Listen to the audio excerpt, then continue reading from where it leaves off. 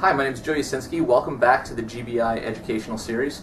We're very fortunate to have in our home offices today Mike Maloney, head of goldsilver.com and the author of The Rich Dad's Guide to Investing in Gold and Silver. We're going to try to get Mike's thoughts on a couple different aspects of the gold market, and hopefully we'll just hop right into it, Mike, if that's okay. Sure. I'd like to pick your brain a little bit and learn a bit about your career path. What brought you to the gold industry, and what sort of mental process did you go through to get yourself fully committed as you are? Coming to the gold industry was basically I was trying to protect my family, protect my mother. My father had left an estate. It wasn't huge, but it was plenty to get her through the rest of her life. And my sister and I interviewed more than a dozen financial planners to help her, assist her in her finances. And we picked the one that had the best testimonials, glowing recommendations. We liked the guy, and over the next 18 months he lost 50% of her assets. Been there. I ripped everything away from him, moved it to cash, and I started studying the markets first of all, because I asked him, do you study the markets? Nope, just working the formulas that I was taught when I got my financial planner's license. And then the economy is what controls the markets. So I'd ask him, do you study the economy? No, I'm just working the formulas that, you want such and such beta and so on, And I started studying the markets. That leads you into the economy because that controls the markets. And then if you can't study the U.S. economy in isolation.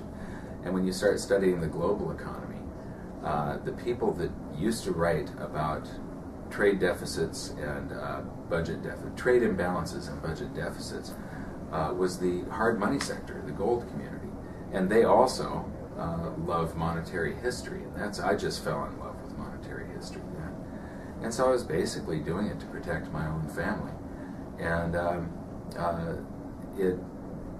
after a couple of years of studying this every single day and reading books and so on, I was going to these gold conferences, and I started realizing that some of the experts were saying stuff that I knew to be wrong on stage. And so I started speaking after a while, and then I decided to open up my business, goldsilver.com, wrote the book Guide to Investing in Gold and Silver, which is now in 9 languages. It's the most prolific precious metals book, I believe, in history.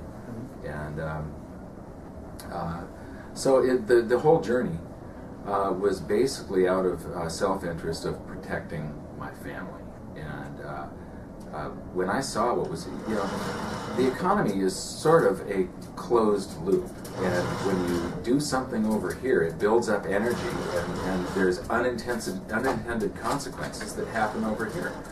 And I could see that something bad was coming back in 2001, 2002, and I started getting prepared for it then. And it's interesting, this entire real estate boom that we had from 2004 to 2007, in terms of gold, was non-existent. Real estate was falling nationally in terms of, it was not outperforming gold. Gold was outperforming real estate. So if you price a home in how many ounces of gold it's worth, the entire real estate boom was a figment of everybody's imagination. It didn't actually happen.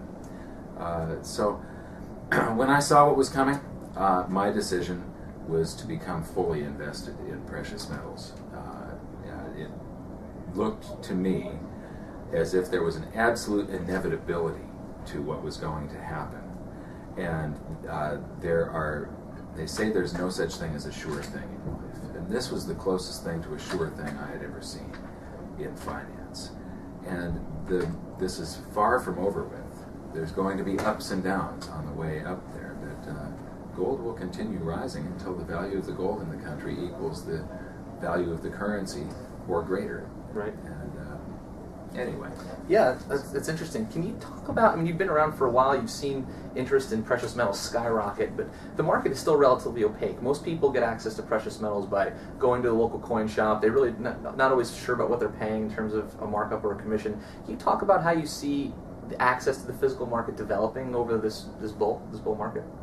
Well, the access is becoming more and more transparent and liquid. And it's one of the things that you do. It's, you know, there's new developments that have really pushed things forward, and what you're seeing now is it is becoming as easy to buy real physical precious metals that exist, that are under your name, stored in a third-party depository, a safe vault, that and it's just as easy as buying a stock nowadays. You know, it's like just putting a ticker symbol into your platform and buying it. You know, it used to be that people would ask, well, that's great, now I know about gold, how do I actually buy it?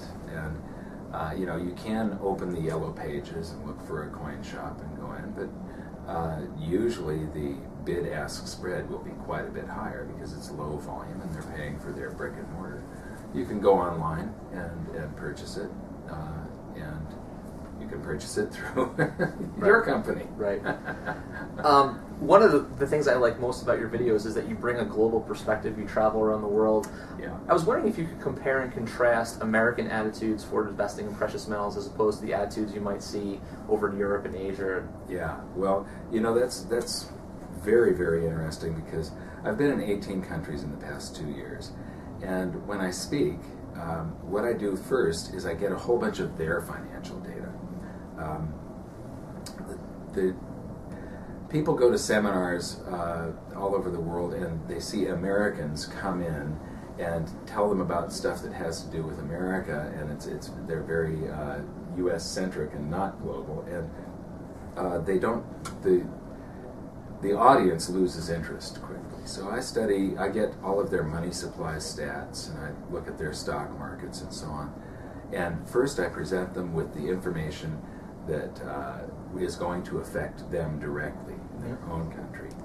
And then I show them what the U.S. is doing to its currency, and how, you know, the U.S. is more than 60% of the value of all the world's currency, and more than half of it resides outside the United States. So that means that an enormous percentage of the currency outside of the United States is U.S. dollars. If the U.S. dollar has a problem, it means that every country on the planet has a problem. When they see, like when I go to Peru or Ecuador and I show them a hyperinflation that they had, that they remember, and then I show them what we are doing to our money supply, it sends chills up their spine. And they know what to do because they've been through it before. They accept the fact that what they need is real physical gold and silver right away. And Americans really don't have a clue on that. They're very unsophisticated by comparison. Europeans, you know, the previous generation that went through World War II, where they've been displaced, borders change, those people know that you always have some gold and silver. That's just what their parents did.